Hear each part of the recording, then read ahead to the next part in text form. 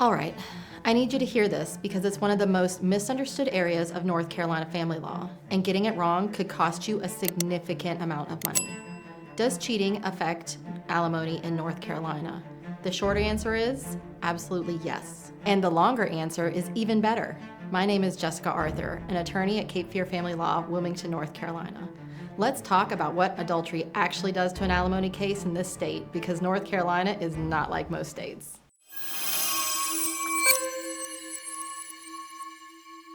North Carolina has what I'd like to call a morality clause built into its alimony statute. Under North Carolina General Statutes 50-16.3a, a supporting spouse, that's the higher earner, the one who would normally pay alimony, can actually be ordered to pay more if they committed adultery.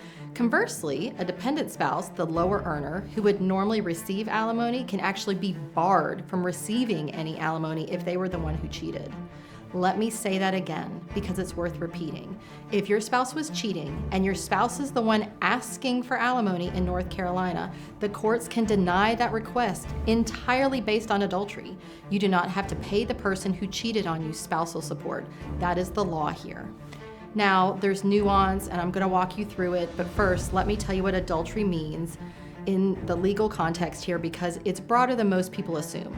In North Carolina, the legal definition for purposes of alimony includes illicit sexual behavior with someone other than your spouse. That's the statutory language. But here's what the courts have consistently interpreted that to include. Not just physical sexual contact, but patterns of conduct that clearly indicate an intimate relationship. Overnight stays, shared hotel rooms, inappropriate communications, and more. Emotional affairs are a little trickier, and this is where it gets important.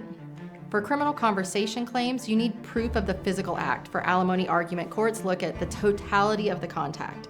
If your spouse was clearly in an intimate romantic relationship, even if the physical evidence is murky, your attorney can still make a compelling argument. And this is where evidence becomes everything. Text messages, emails, hotel receipts, social media posts, Life 360, Ring doorbell footage, all of this can come in to support your argument about what was happening in the marriage and who was responsible for its breakdown. Now, here's where people get confused and where getting the wrong advice can really hurt you. North Carolina has a 1-year separation requirement before you can file for divorce. During that year, you are still legally married, so conduct that occurs during the separation period before the divorce is finalized can still potentially be considered. However, and this is critical, the North Carolina Supreme Court has been actively clarifying what counts as adultery for alimony purposes versus what's post-separation behavior. The key cases in 2024 and 2025 have confirmed that courts can look at evidence from after the date of separation to establish what was happening before.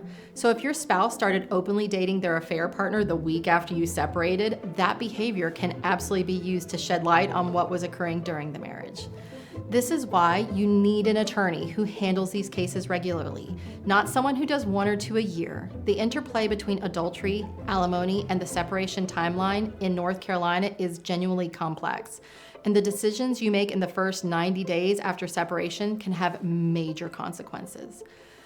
Let me walk you through something called post-separation support, because this is the immediate relief mechanism that many clients don't know exists.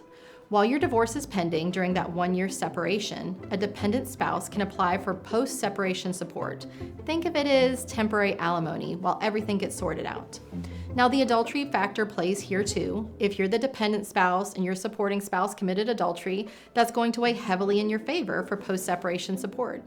If you're the supporting spouse and your dependent spouse cheated, you have a strong argument for why support should be reduced or denied, even in this temporary phase. The point I want you to take away is this: the first moves you make matter enormously. Documenting the conduct, preserving the evidence, and getting to an attorney who knows how to use it all in your favor, that is how you protect yourself financially. Question I hear a lot: what if we were both at fault? And that is a great question. North Carolina courts can look at what we call comparative fault. When both parties have engaged in some level of marital misconduct, it doesn't automatically cancel out, but it does add complexity to the alimony analysis. This is another reason documentation matters from day one. The second question I get is, what if the affair started after we were already basically separated, just not legally? This is where the separation date gets really important. North Carolina has a strict definition of legal separation. You must be living in separate residence with at least one party intending for the separation to be permanent. The date you actually moved out or they moved out matters a lot. The third question I get is, my spouse says the affair doesn't matter because we had a bad marriage anyway. Let me be very clear. The fact that marriage had problems does not give a third party the right to interfere, and it does not automatically excuse the conduct under North Carolina's alimony statute. A difficult marriage is not a license to cheat. Look, I know this is a lot to absorb, and I know that if you're watching this, you're probably in the middle of one of the hardest periods of your life. What I want you to know is that North Carolina's family law actually has some of the strongest protections for betrayed spouses in the entire country. You have options, but you have to act in time. Your time is not unlimited. If you have questions about how your specific situation plays out under North Carolina law, I'd encourage you to schedule a consultation with our team here at Cape Fear Family Law. Every situation is different, and the details of your case will determine your strategy.